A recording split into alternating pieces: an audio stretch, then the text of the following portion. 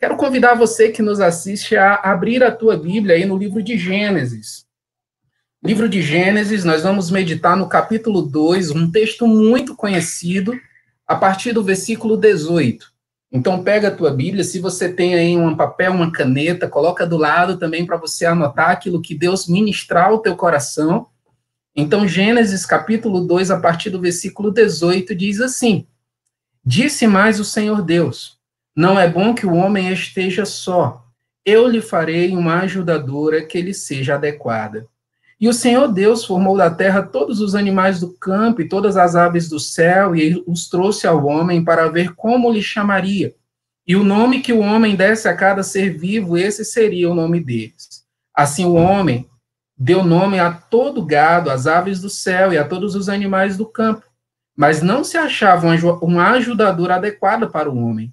Então, o Senhor Deus fez cair um sono pesado sobre o homem e este adormeceu.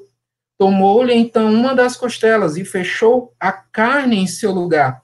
E da costela que o Senhor Deus lhe havia tomado, formou a mulher e a trouxe ao homem. Então disse o homem: Esta agora é osso dos meus ossos e carne da minha carne. Ela será chamada mulher, porquanto do homem foi tomada. Portanto, o homem deixará seu pai e sua mãe e se unirá à sua mulher, e eles serão uma só carne. E os dois estavam nus, o homem e sua mulher, e não se envergonhavam. Amém? A pergunta que eu quero começar nessa noite fazendo é a seguinte: você já ouviu essa pergunta várias vezes ao longo desse mês? Como vai a tua casa? Como vai a tua família? Vai bem? Eu pergunto isso, irmãos, porque a cada dia as nossas famílias elas são atacadas por pensamentos, ideologias que vêm entrando em nosso lar, às vezes ali de maneira quase imperceptível, interferindo nos padrões com que nós nos relacionamos, interferindo na forma que nós pensamos e agimos relacionado à nossa responsabilidade no lar, interferindo na ideia que nós temos de lar, na ideia que nós temos de família. Então, cada dia, a nossa família ela é atacada por esses pensamentos humanos que contrariam a vontade de Deus para o nosso lar. E a forma que temos de transformar isso, de transformar esses pensamentos, comportamentos que não agradam o Senhor e que tem acontecido muitas vezes dentro da nossa casa, é entendendo ou restaurando o padrão de Deus para a nossa família. Qual o padrão de Deus para a tua casa? Qual o padrão de Deus para a tua família, para a nossa família? Nós precisamos pensar sobre isso. No livro Igreja Centrada, de Timothy Keller, ao falar, nesse momento do livro, ele vai falar mais sobre um lar celestial. Porém, a definição que ele dá de lar também se adequa ou se encaixa na definição de lar no nosso contexto terreno, aquele que seria o ideal de Deus para o nosso lar. E Timothy Keller, no livro Igreja Centrada, ao definir o que seria um lar, ele diz o seguinte: o lar, de acordo com a Escritura, é um lugar em que a vida floresce de modo pleno, espiritual, física e socialmente. É um lugar onde a vida física e a saúde são sustentadas e no qual os nossos relacionamentos mais íntimos de amor são nutridos. Essas são características que devem marcar uma família. Um lugar onde a vida floresce, um lugar onde há relacionamento, um lugar onde existe paz, onde reina o amor. Mas nós sabemos, irmãos, que nem sempre é assim. O que tem acontecido com as famílias, não é verdade? Você que me assiste conhece várias famílias e talvez aí, em uma das ramificações da tua própria família, você sabe que existem problemas. O que tem acontecido com as nossas famílias? Famílias onde casamentos estão sendo destruídos, onde não há relacionamento entre pais e filhos, onde não há diálogo, onde não há mais aquele sentar na mesa para repartir uma refeição, onde não há mais aquele sentar no sofá ou na cama e orar junto, ler a Bíblia, mas ao invés disso, reina discórdia, reina confusão, reina briga, reina tudo aquilo que não agrada ao nosso Deus. E por mais que nós queiramos colocar a culpa de tudo isso em Satanás, porque é moda, não é verdade? Parece que tudo agora é culpa de Satanás. Eu não estou dizendo que ele não trabalha para destruir nossa família. Mas uma coisa que nós não podemos, irmãos, negligenciar é que existem também responsabilidades que cabem a cada um de nós. A você, meu irmão, como esposo, como pai. A você, minha irmã, como esposa, como mãe. A você também, filho, que me assiste, né? Como filho. Existem responsabilidades que cabem a cada um de nós. Por isso, meus amados irmãos, se nós realmente queremos ter famílias saudáveis, queremos que a nossa família seja um lugar de paz, queremos que a nossa família seja um lugar de amor, de relacionamento, nós precisamos resgatar o padrão de Deus no nosso lar. Nós precisamos voltar a cumprir aquilo que cabe a cada um de nós como responsabilidade no lar. Então, Deus, ele criou ali a mulher, no texto que nós lemos, e ele dá a mulher, então, ao homem, formando a primeira família. Esse é um texto muito conhecido, né? A gente vê que Deus criou o homem, e aí o homem ganha de Deus a responsabilidade, ou recebe de Deus a responsabilidade de cuidar da terra, de dar nome aos seres, e enquanto ele dá nome aos seres, cai a ficha, né? Rapaz, eu tô só. E Deus olha e diz, não é bom que o homem esteja só, e cria a mulher.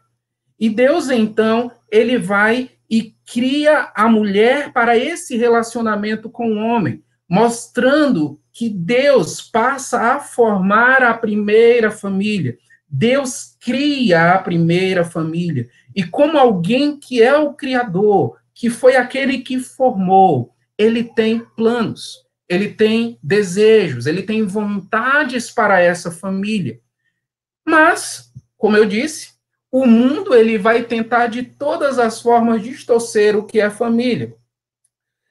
E o mundo, muitas vezes, ele vai dizer assim, por exemplo, só alguns exemplos, pode separar, não há problema nenhum no divórcio.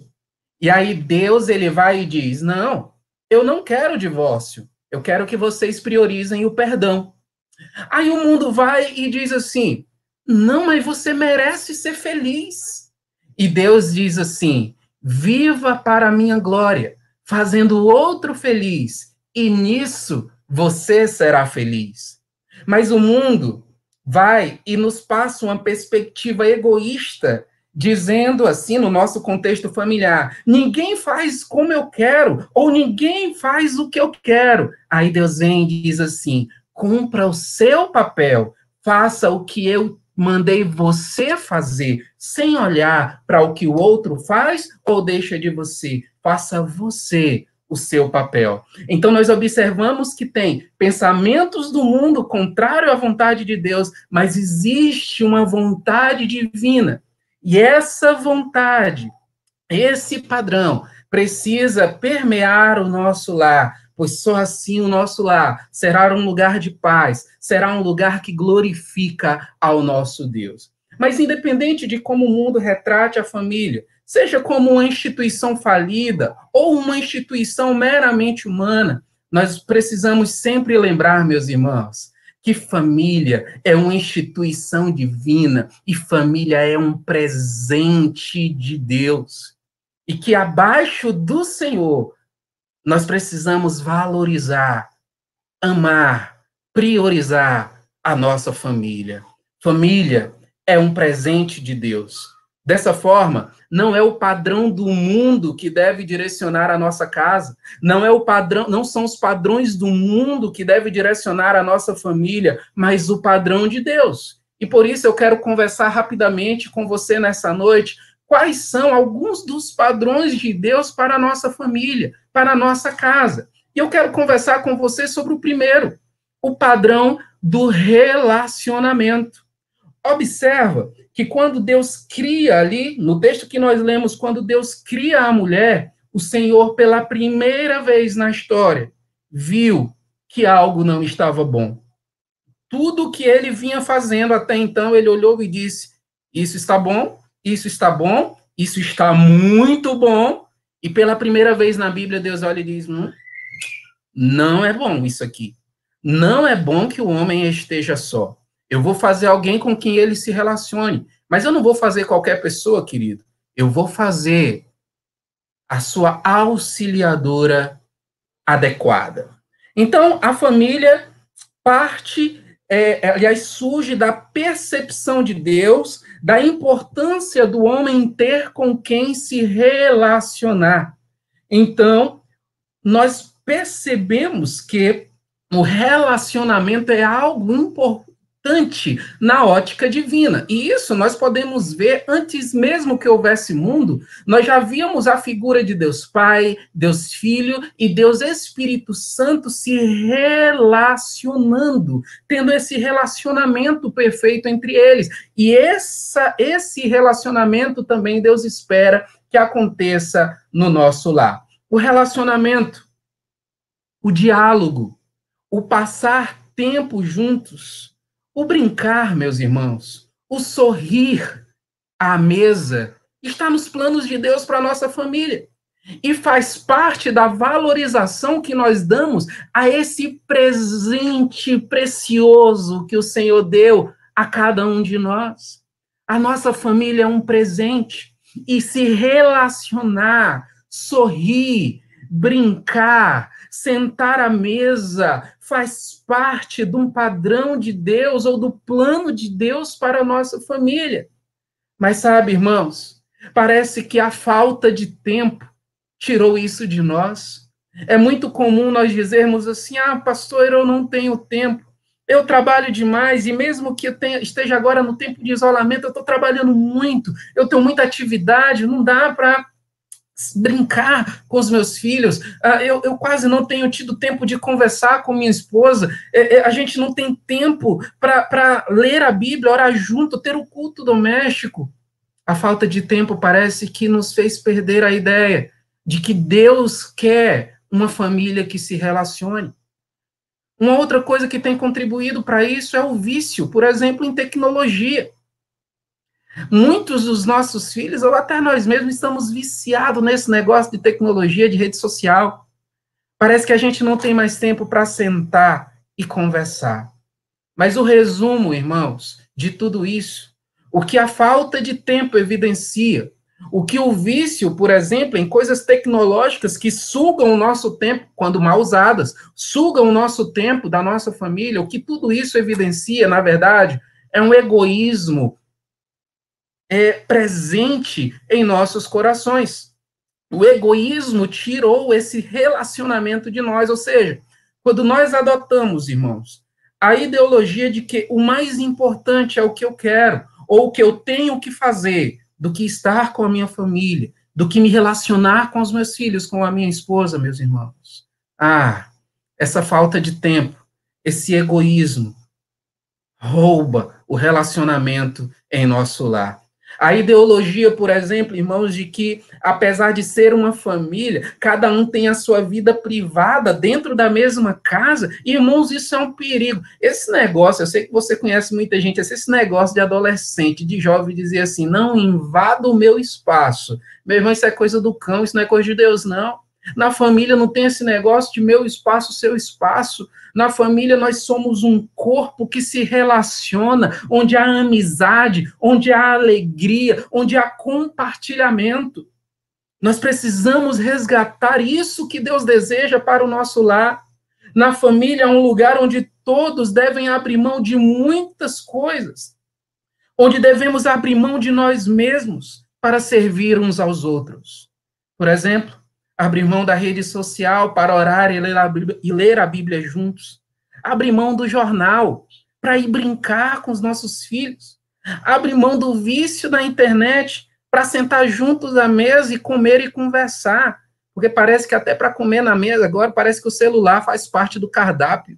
Está na hora, irmãos, de nós abrirmos mão disso, deixarmos de ser egoísta e pensar só na nossa vontade, para também servir ao outro, ouvir o outro, conversar com o outro.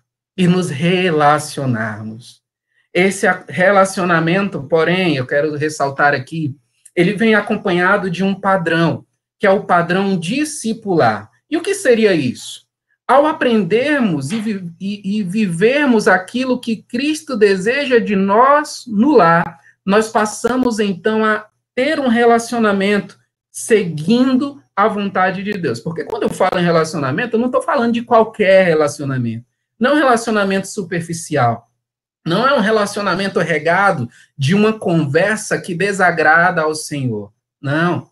É um relacionamento que segue a Cristo. É um relacionamento onde a conversa manifesta a vontade de Cristo. É um relacionamento onde no nosso lar reina o amor, reina a graça, reina o perdão. É esse tipo de relacionamento. E na medida que nós seguimos a Cristo e a sua vontade em nosso lar, nesse relacionamento, ali acontece também o discipulado. Relacionamento que não tem como diretriz a vontade de Cristo, não será, jamais será um relacionamento saudável.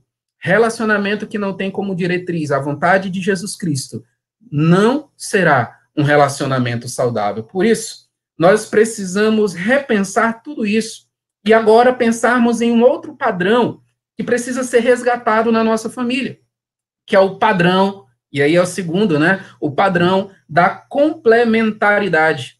Exatamente. Observa que quando Deus cria a mulher, e como um pai no dia do casamento, eu não sei se você que me assiste já fez isso, né? Já passou por esse momento de levar o seu filho ao casamento, a sua filha.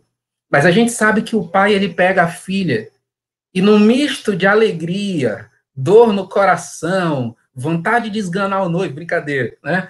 Ele pega a sua filha e leva até o noivo. O Senhor faz isso com Eva. Ele pega Eva e leva até Adão. E quando Adão recebe Eva como sua mulher, ele diz assim, essa, afinal, é osso dos meus ossos e carne da minha carne. Isso está no versículo 23. E uma outra visão bíblica, então, irmãos, sobre família, é o fato de que a família é um organismo complementar. E aqui acontece o aspecto que citei de seguir as orientações divinas. Nesse momento, essa complementaridade, ela começa, meus irmãos, no casamento. Homem e mulher que se unem formando um só, tá? E quando homem e mulher se unem em matrimônio, formando uma família, se tornando uma só carne, nós sabemos que cada um recebe, então, de Deus um papel para exercer no seu lar. O homem, ele deve liderar a sua casa biblicamente, amando sua esposa como Cristo amou a igreja. A esposa precisa honrar o seu marido, se sujeitando a ele em tudo aquilo que não for pecaminoso, mas amando, auxiliando, sendo aquela auxiliadora adequada que marcha ao lado do seu esposo. E o marido amando sua esposa como Cristo amou a igreja, cuidando, pastoreando o seu coração. Essa complementaridade, meus irmãos, esse relacionamento de amor que acontece entre marido e mulher, ele dá luz, então, aos descendentes, aos filhos. E os filhos, então, também recebem do Senhor responsabilidades, que na medida em que eles exercem essa responsabilidade, a família, então, vai tendo esse ar de complementaridade, cada um cumprindo o seu papel e complementando, assim, esse organismo vivo que glorifica ao Senhor. Nesse relacionamento de amar como Cristo, é onde acontece o perdão gracioso, aquilo que Paulo vai falar em Efésios 5, né? Lá quando ele vai falar do papel do homem, da mulher, versículo 22 em diante, mas antes, lá no versículo 1, ele vai dizer para nós sermos imitadores de Deus e andar em amor como Cristo nos amou. Esse amor manifesta perdão, pois foi com perdão que Cristo nos amou. Um perdão que que manifesta o seu amor gracioso, e todos os dias nós precisamos exercitar esse amor gracioso no lar, meus irmãos. Ai, como precisa. Sabe, minha irmã, aquele dia que você arruma a casa toda, e aí vem os filhos do marido, e tira as coisas do lugar, e não coloca de volta. Você sabe o que eu estou falando? Naquele momento você respira fundo, e você precisa perdoar como Cristo, de forma graciosa. Ele não merece, mas eu perdoo. Naquele momento, meu irmão, que você tem aquela sua bagunça organizada, que homem tem esse negócio, né? Ele deixa as coisas bagunçadas, e quando alguém tira a sua coisa bagunçada do lugar para ajeitar, ele diz: quem mexeu nas minhas coisas? É a minha bagunça organizada. Aí você fica aquele momento, sobe a temperatura, e aí você olha e diz assim: foi o seu filho, você olha e diz assim: eu preciso perdoar de forma graciosa, como Cristo perdoou a mim de forma graciosa. O perdão gracioso, o amor gracioso, ele só vai acontecer numa família, irmãos, que tem uma relação baseada na palavra de Deus. E nessa relação, eu quero só focar um pouco agora no papel do filho. Nessa relação, quando vem os filhos, o filho ele precisa ser ensinado segundo as Escrituras, porque o filho ele também recebe a responsabilidade dada por Deus a ele. Qual é essa? Honrar pai e mãe. Obedecer seu pai e sua mãe no Senhor, como diz Paulo, Efésios capítulo 6, versículo 1. Filho, obedeça seu pai, obedeça aos pais no Senhor, porque isso é justo, para que te vá bem e tenha longa vida sobre a terra. E aqui eu quero só abrir um parêntese e dar uma palavra aos filhos jovens, adolescentes que estão aqui, até crianças, que porventura nos assistem. O papel do filho é honrar pai e mãe no Senhor, ou seja, em tudo aquilo que não for pecaminoso. O papel do filho não é gritar com o pai e a mãe. O papel do filho não é tentar mandar no pai e a mãe. O filho ele não tem autoridade sobre a vida do pai ou sobre a vida da sua mãe. O papel do filho é honrar, é obedecer pai e mãe. Por que eu estou abrindo esse parêntese? Porque parece que a gente está distorcendo os papéis no lar, meus irmãos. E nós precisamos resgatar os papéis de cada um para que nós possamos viver no nosso lar essa complementaridade de papéis, de relação. E é nessa relação, meus irmãos, onde pela fé nós decidimos cada um cumprir o nosso papel no lar, é que essa complementaridade vai acontecer. E uma outra questão importante a ser destacada aqui é que essa responsabilidade, ou a responsabilidade que cada um precisa ter em cumprir o seu papel no lar, ela está diretamente ligada à fidelidade à palavra de Deus, né? Cada um de nós recebe essa responsabilidade. E eu quero falar um negócio aqui para vocês. Você, pai, recebeu o papel de criar os seus filhos segundo a palavra de Deus, de discipular o seu filho, de amar a sua esposa como Cristo amou a igreja. Você, mãe, recebeu o papel de auxiliar o seu esposo amando, estando ao seu lado e ajudando-o no papel de disciplinar os filhos segundo a palavra de Deus. Você, filho, nós, filhos, recebemos o papel de obedecer, de honrar os nossos pais no Senhor. E por que eu estou dizendo isso e relembrando isso? É porque, meus irmãos, o cumprimento da nossa responsabilidade não está ligado ao fato do outro cumprir a parte dele ou não. Não está. Porque a gente usa como desculpa a seguinte expressão: você fez isso, então eu também vou fazer isso. Se você não faz, eu também não vou fazer. Se ele não é um bom esposo, eu não vou ser uma boa esposa. Se ele não é um bom pai, eu não vou ser um bom filho. O erro do outro, meus irmãos, o erro do outro não justifica o meu erro. O pecado do outro em desobedecer a palavra de Deus não justifica o meu pecado em desobedecer a palavra de Deus. Pai, obedeça a palavra de Deus no seu papel como pai, no seu papel como esposo. Filho, obedeça a palavra de Deus no seu papel como filho. Esposa, obedeça a palavra de Deus no seu papel como esposa, como mãe, independente do outro fazer ou não. Faça o que Deus mandou fazer. A nossa função é obedecer ao Senhor nessa relação complementar. E o obedecemos não porque queremos que o outro também faça, mas nós obedecemos, meus irmãos, porque nós fomos feitos para glorificar o nome do Senhor. E quando nós obedecemos a Ele, o seu nome é glorificado através das nossas vidas. Lembra lá de 1 Coríntios 10, 31, quando Paulo diz: portanto, quer comais, quer bebais ou façais qualquer outra coisa, fazei tudo para a glória de quem? De Deus. Obedeça a palavra para a glória de Deus. Não espere reconhecimento. Não espere elogios. Não espere recompensa. Decida obedecer a palavra e cumprir o teu papel como homem de Deus, como mulher de Deus, como filho que glorifica a Deus. Analisando, então, esse último versículo citado, que eu quero entrar no último padrão, que eu quero trabalhar com você nessa noite, do papel da família, ou do padrão de Deus para a família. E esse padrão o padrão de Deus para a família é que ela espelhe e espalhe a sua glória. Espelhar e espalhar a glória de Deus. Foi para isso que o Senhor criou uma família. Lembra lá de Romanos 11:36, quando Paulo diz: porque dele, por ele, para ele são todas as coisas? A ele pôs a glória eternamente. Amém. Ora, se Deus criou, meus irmãos, todas as coisas, e a família foi criada por ele, logo, a família também foi criada para glorificar o Senhor.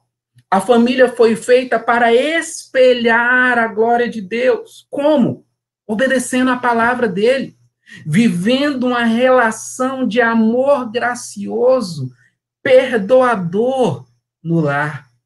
Mas ela também foi feita para espalhar essa glória, na medida que o seu testemunho impacta a vida de pessoas ao redor. Uma análise que nós podemos fazer para saber se a nossa família está espalhando a glória de Deus é nos fazer algumas perguntas, como, por exemplo, a nossa família, o relacionamento da nossa família, tem gerado no coração de outras famílias o desejo de glorificar a Deus? A nossa família, o nosso relacionamento em família, tem aproximado outras famílias do Senhor? A gente precisa pensar sobre isso, porque as nossas famílias foram feitas para espelhar e espalhar a glória de Deus. Mas talvez você que está nos assistindo possa dizer: pastor, pastor, minha família precisa melhorar muito. Tem tanta coisa aí, pastor, que precisa ser mudada no meu lar, sabe? Que precisa ser restaurado no meu lar. Como minha família pode ser restaurada e passar, então, a viver esses padrões de relacionamento, de complementaridade, de espelhar e espalhar a glória de Deus? É simples, irmãos. Decida obedecer pela fé a palavra de Deus. Sabe quando Adão pega ali, recebe Eva, e aí Deus diz assim, e aí Deus diz assim: portanto, o homem deixará pai e mãe, se unirá à sua mulher, e os dois serão uma só carne. Deus, ele está não apenas dando uma recomendação, ali também é uma ordem. O homem, quando se casa, ele deixa pai e mãe, se une à sua mulher, e ele precisa obedecer à ordem divina. De assumir o seu papel de homem, se unir à sua esposa e liderar a sua família. O Senhor já manifesta que a família foi feita também para obedecê-lo. E nisso nós glorificamos ao Senhor. Então, meu irmão, decida obedecer pela fé as orientações do Senhor para o seu papel no lar, para a convivência familiar, obedecer pela fé acerca do perdão que precisa acontecer no lar. E eu quero dizer uma coisa para você aqui: se tem algum casal que nos assiste, que está brigado aí, meu irmão, se perdoa, manifesta a graça, o amor perdoador, a graça do Senhor, a graça, sabe, o favor imerecido. Está na hora de exercitar isso. Tá? Para de enterrar aquelas coisas que ficaram lá para trás. Aliás, para de relembrar as coisas que ficaram para trás. Está na hora de jogar isso fora. Está na hora de viver o amor gracioso de Deus. Está na hora de obedecer pela fé a palavra de Deus. Quando e viver a palavra de Deus pela fé, obedecer pela fé, irmãos, é abrir mão do egoísmo, sabe? É abrir mão do egoísmo. Experimente obedecer. Sabe? Experimente obedecer a palavra de Deus. Às vezes a gente acha que o nosso jeito é o melhor jeito. E aí a gente acha que ficando irado, guardando mágoa, ficando jogando indireta, vai resolver o problema, porque a gente acha que do nosso jeito é o melhor. Fechar a cara, passar uma semana sem conversar, trancar a porta do quarto de forma irada. A gente acha que isso é o melhor jeito de resolver. E não venha me dizer que você nunca fez isso. E você já fez. Em algum momento você fez. Ou faz ainda. Sabe? Isso não é vontade de Deus para a nossa família? O lar é um lugar onde reina o perdão, é um lugar onde reina o amor, é um lugar onde reina o diálogo, sabe?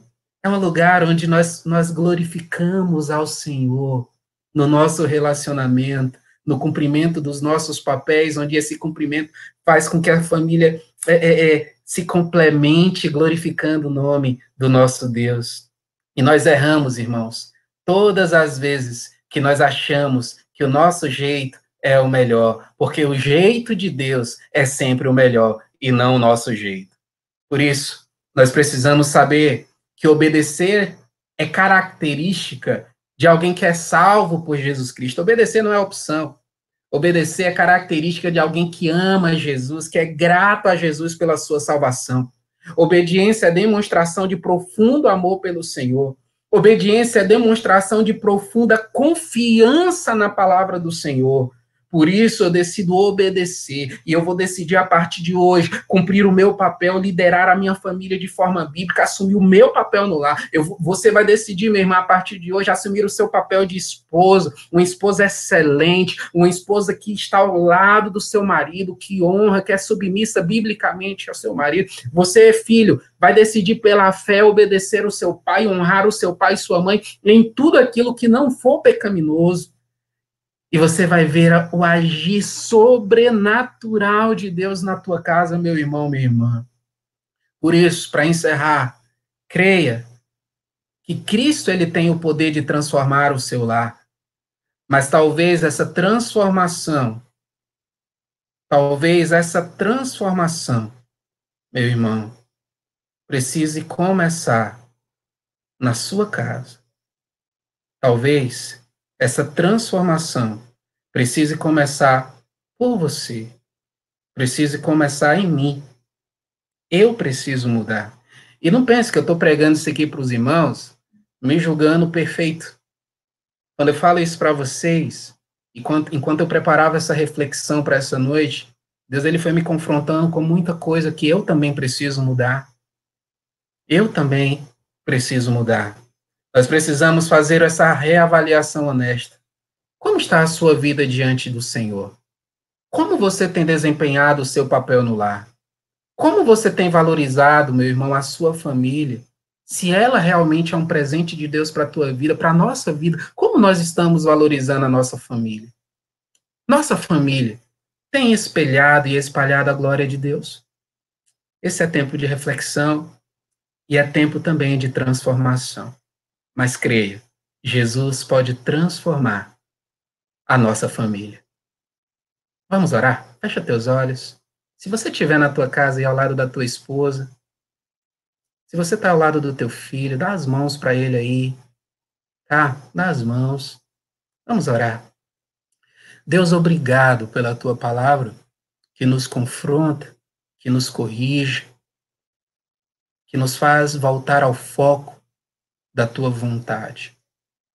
Perdão, Deus, por deixarmos muitas vezes os padrões do mundo interferirem no nosso relacionamento no lar. Nós queremos que os padrões do Senhor determinem, ó Deus, a relação da nossa família, que a tua paz, o teu amor, o teu perdão reine no nosso lar, que a nossa família seja um lugar de relacionamento, um lugar, ó Deus, onde cada um cumpra o seu papel segundo a palavra, glorificando o teu nome, espelhando e espalhando a tua glória. Deus, abençoa a cada um de nós, abençoa a nossa família, em nome de Jesus. Amém. Amém, queridos. Deus abençoe. Que o Senhor abençoe a tua casa poderosamente.